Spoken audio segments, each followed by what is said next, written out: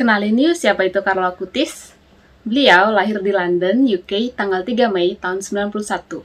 Namun, tidak lama kemudian, mereka bersama keluarga pindah dan menetap di Milan.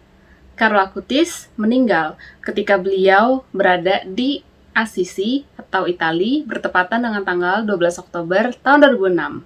Nah, teman-teman udah tahu belum hobi dari Beato Carlo Acutis apa aja sih? Nah, yang pertama, Beato Carlo Acutis senang mengikuti doa rosario dan berdevosi. Yang kedua, Beato Carlo Acutis juga senang mengunjungi tempat-tempat yang suci.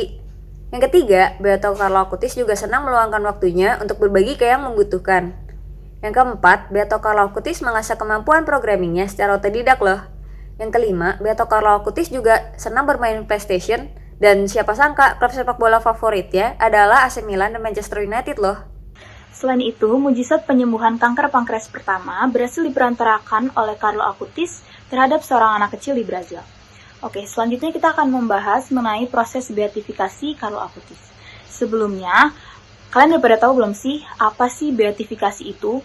Oke, beatifikasi adalah pengakuan yang diberikan gereja terhadap seseorang yang sudah meninggal bahwa orang tersebut merupakan orang yang berbahagia. Proses beatifikasi untuk Carlo Acutis diakui secara resmi oleh Vatikan pada tanggal 24 November tahun 2016 dan hanya membutuhkan waktu 3 tahun lebih cepat dari biasanya. Hati Beato Carlo disimpan secara relik di Basilika Santo Franciscus karena penyakit leukemia, sehingga tidak dapat didonorkan seperti keinginan orang tua Carlo. Dibeatifikasi pada tanggal 10 Oktober tahun 2020 dan resmi mendapatkan gelar Beato yang diberikan oleh Santo Franciscus. Dibesarkan oleh kedua orang tuanya, Andrea Acutis sebagai ayah dan Antonia Salzano sebagai ibu. Semenjak balita, ia sudah cinta gereja dan memiliki rasa keingintahuan mendalam tentang iman Katolik. Hal tersebut mendorong orang tua Carlo Acutis untuk kembali rajin ke gereja. Sikap seorang Carlo Acutis dari semenjak muda sudah sadar hidup untuk melayani Tuhan. Mulai dari berkunjung ke tempat-tempat suci, menolong sesama, dan mengajarkan iman Katolik.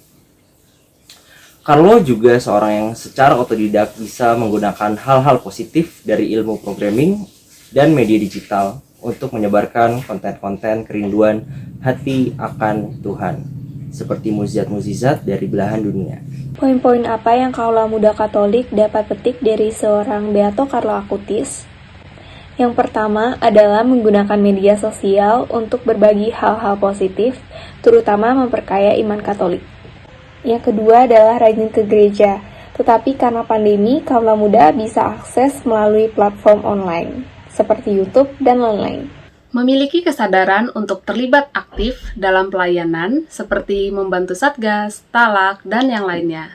Kemudian, rajin doa rosario dan devosi bukan karena paksaan, namun harus dijadiin kebiasaan ya.